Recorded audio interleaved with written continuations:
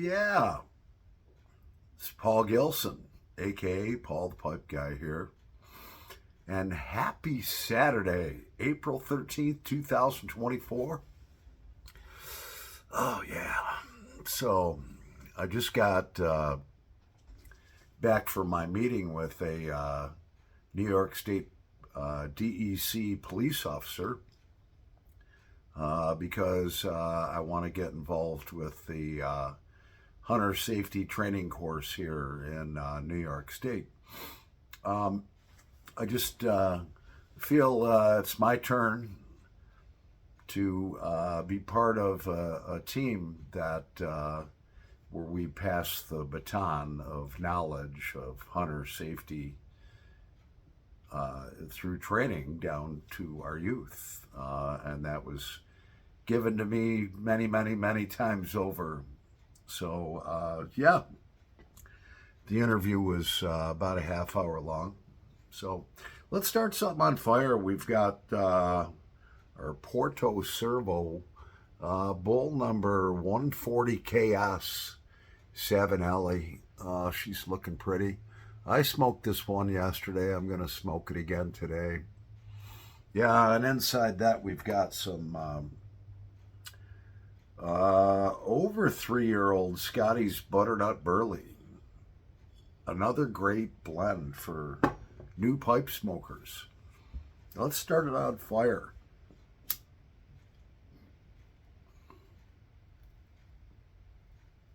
Mm. Mm. Oh, that's so good. Mm.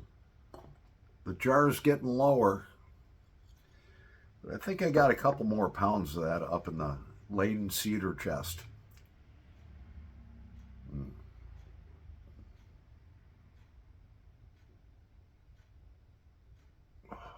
That's good. What a nice, just a nice, easy blend. Just,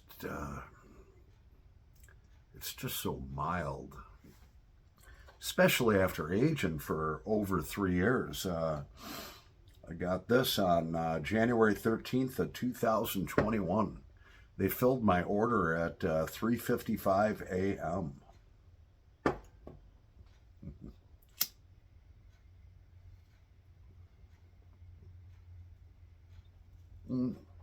So I'll tell you how the interview went.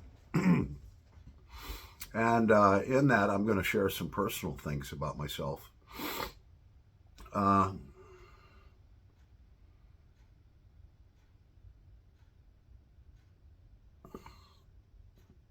So obviously, we all know that I enjoy my beer, but I don't drink and drive. Don't really go out to bars. If I do, I have a designated driver, usually an Uber. So we get in the interview, and the guy's asking me different questions. What's your training? What type of hunting have you done before? And so I described that to him. I've done some turkey hunting, some deer hunting. I went through, squirrel hunting and so forth. And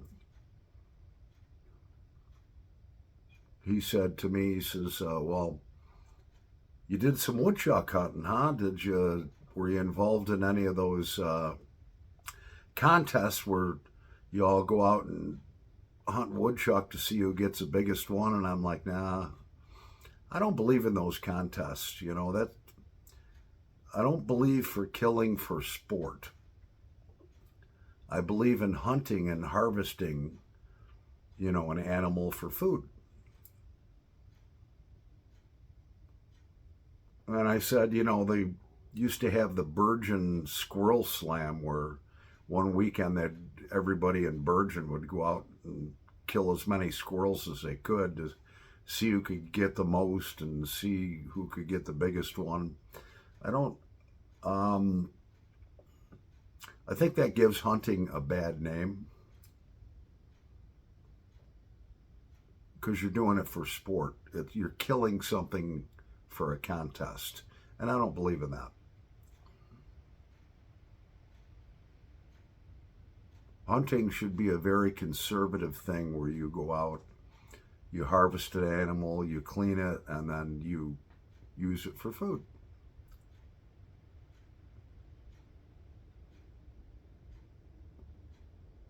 And then my criminal record came up.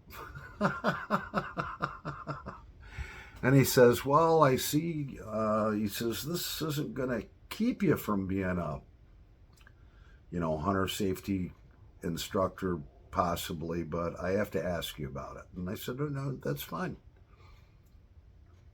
He says, I see you've had 2 DWIs, driving while intoxicated. And I said, yes, sir. He said, well, you want to tell me about them? I said, yeah.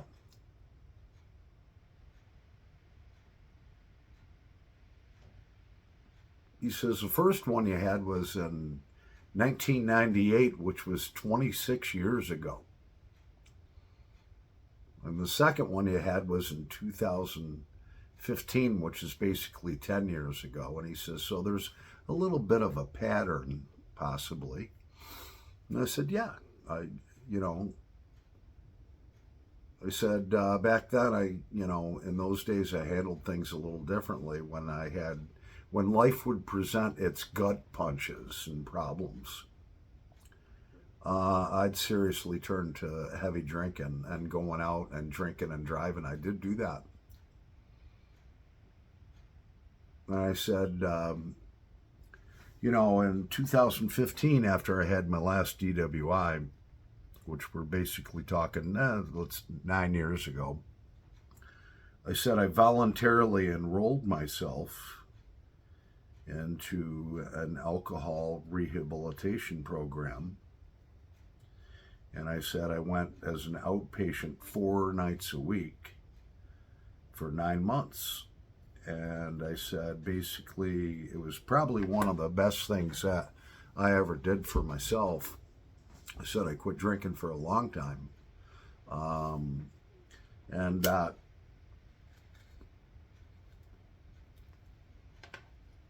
So I told him, I says, basically it was like a college course in relationships and how to handle problems in life. I said it was probably one of the best things I ever did for myself. And it was all volunteer. The judge didn't order it or any of that.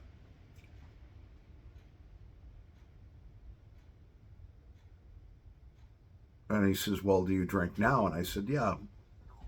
I says, I have a few beers, after work. I'm at home in my living room or kitchen.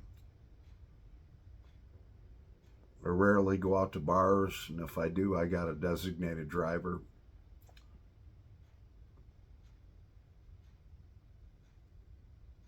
And then he asked me a bunch of other questions on what type of training I've had. Have I given, any training and so forth. And, through the Boy Scouts and stuff like that, I did a lot of training with some of the younger ones. And then in life in general, I always, any job I ever had in being a manager, there was always 1 or 2 young men, 18, 19, 20, 21 years old. That either didn't have fathers, or their fathers were drunks, or they were on drugs, or they were just absent. And I felt for them because I had that. And my stepfather married my mom and adopted us kids, and he was a great father till the day he died.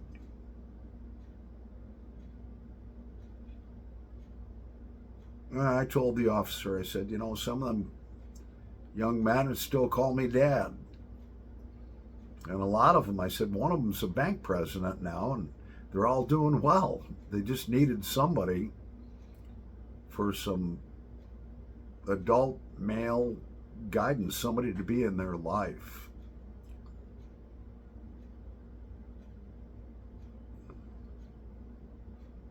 So he's like, well, I just got to ask you these questions because we want to make sure that you're like not drinking or anything before you go into a training course in the morning. And I'm like, no, no. I said, when I did my, heavier drinking back in the day, it was always at night going out and stuff. Now there's,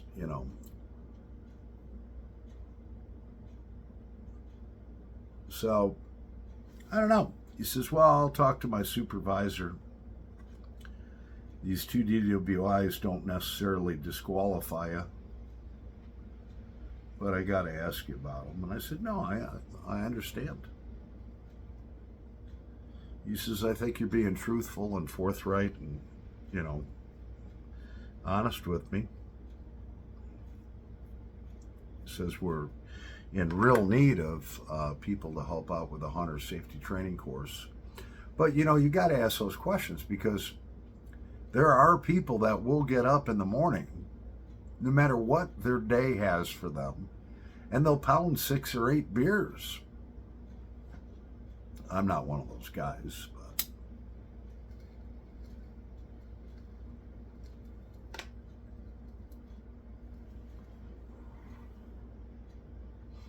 so we'll see what happens. I mean,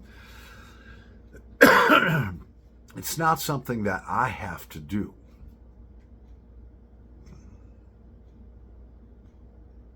But if they find me eligible, if they find me somebody that they can use in their training course, regardless of my DWI 26 years ago and the one 9 years ago,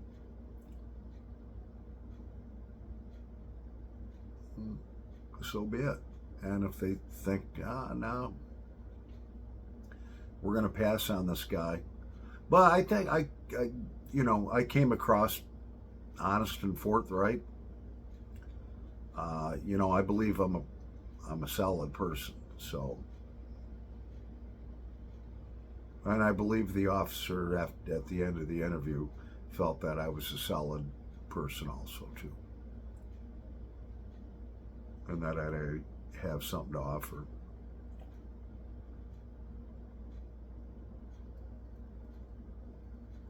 It's all volunteer work. You don't get paid for it.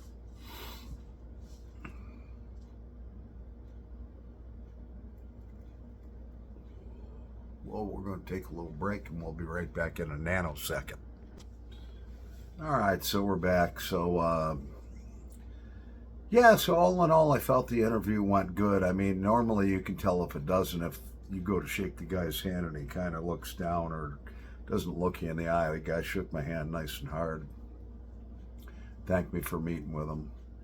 And I said, well, where do we go from here? And he's like, well, next Friday I meet with my boss. We'll sit down and have a meeting, about what we discussed here today, and we'll let you know. So, like I said, it's a volunteer position. It's not something I have to do, And he said, what motivated you to do that? And I said, well, I think it's important that, we pass our knowledge and so forth down to the younger generation that is entering the ages, 11, 12, 13, 14 years old, where they want to start hunting. And we have to teach them how to do that responsibly, ethically, and so forth, and safely. And I said, so I sat in on as an observer a few months ago on the hunter safety training course here when I showed interest. And, I looked and I noticed, and the youngest guy was a friend of mine, and he's 62. The rest of the guys are all in their mid-70s, and it's like, okay, so where's that going to put the program in 5 years, 10 years? Program needs some fresh blood and some responsible individuals that are willing to take on that capacity of training the youth of America, of New York State, here on hunter safety training. And that's my motivation. So so I went to a well doctor's visit, and I was explaining to my doctor, I says, look, my dentist put me on this. It's doxycycline, because I had a couple of procedures done with my gums and so forth, because I started to get periodontal disease. You know, like I said, I brushed my teeth and flossed and everything twice a day, but I skipped a few years, 4, 5, 6, 7, 8 years, I don't know, where I didn't go in and get dental cleanings. And, you know, you want to make sure you do that. Otherwise, you're going to suffer the consequences, especially being a pipe smoker, because that stuff gets down into your gums and so forth. And so, what this stuff did, being on this for 3 months to help repair some things after a couple procedures, basically, any type of antibiotic, it's designed to destroy bacteria, okay? And in my case, it was in the gum line. My gums and teeth are great now. But what it did is it killed all the bacteria in my gut, and I started feeling like really bloated. My face was bloating up, my legs were bloating up, my stomach was bloating up. People at work, even people on YouTube, were like, dude, what's going on? You look puffy.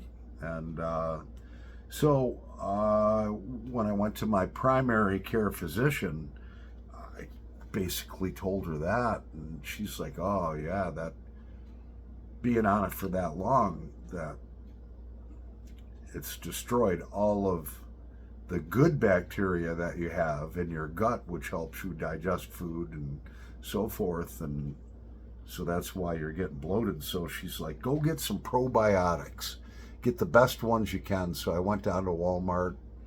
I got these age 50 plus probiotics. It's 50 billion CFUs per capsule. It's got 11 strains of good bacteria. So I started that yesterday, and I already feel like I'm starting to become less puffy.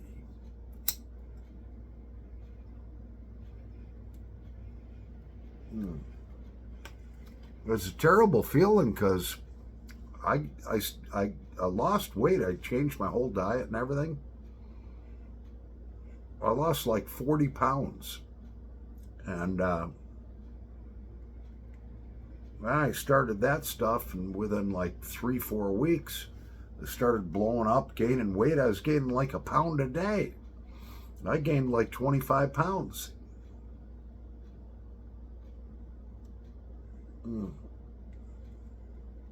So this is day 2 on the probiotics now. And already starting to feel a little better. Even after one day, I'm starting to feel better. If you don't have that bacteria to digest it, it's like a septic system, all right? The septic system has to have bacteria in it to break down the solids that go out of your toilet into your septic system. Your body needs the same thing. And this stuff being on it for 2-3 months just killed it all off. Feeling terrible as far as feeling bloated and everything.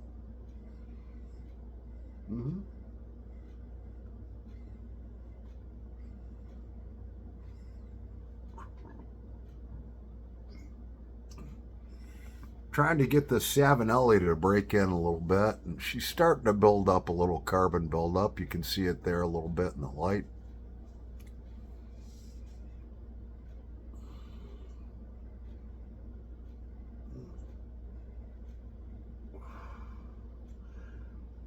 So during the interview with this officer, I was like, well, you forgot about drug use. And he just kind of looked at me and says, look, I don't even smoke marijuana. I says, I smoke cigarettes, I have a couple of beers, at home.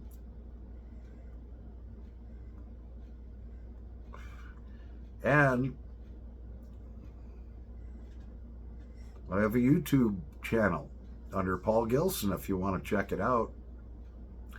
And I collect pipes and different pipe tobaccos and so forth and review them and that. You know, he asked me what my interests were, and I was like, well, I like to sing, play guitar, like to work in my shop, I like gardening and stuff, you know. We're going to get another pipe ready here. We're going to get Miss Savinelli bowl number 626 ready. Yeah, I smoked both these pipes last night. Look at that briar though, man. That's gorgeous. I got a bid in right now on a beautiful Savinelli Canadian. This one I hope I get. This one I'm going to chase. I told you guys when you buy pipes off of eBay, don't chase it. This one I have to have, and I will have it. We're going to take a little break. I'll be back in a nanosecond. Alrighty, so yeah, for our Saturday smoke together, we have our second pipe is my beautiful petite blonde Savinelli bowl number 626. I love this bowl. And in it I have some Cornell and Deal Bourbon Blue. Yeah, so basically it's got well, it has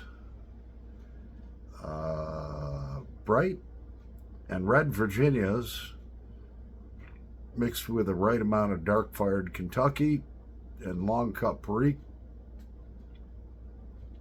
Then it's got a little bourbon in it, pressed into a crumble cake, which I totally rubbed out because I had to rehydrate this, and it's easier to just rub the whole damn thing out.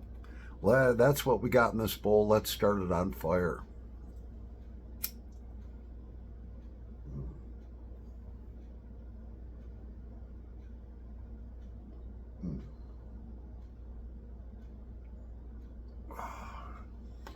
Nice blend and a nice break from the Latakia.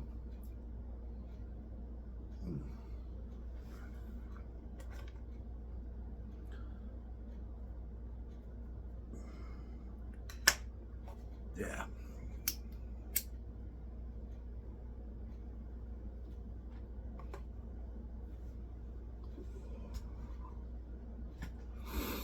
Nice and smooth.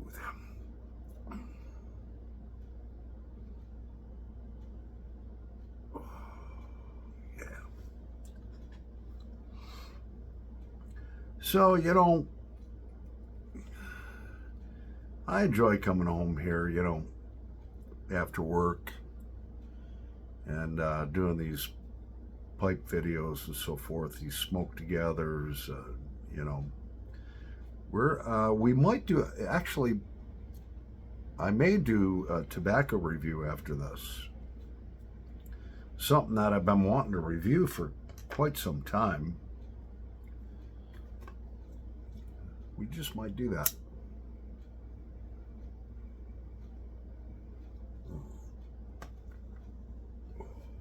Oh, yeah.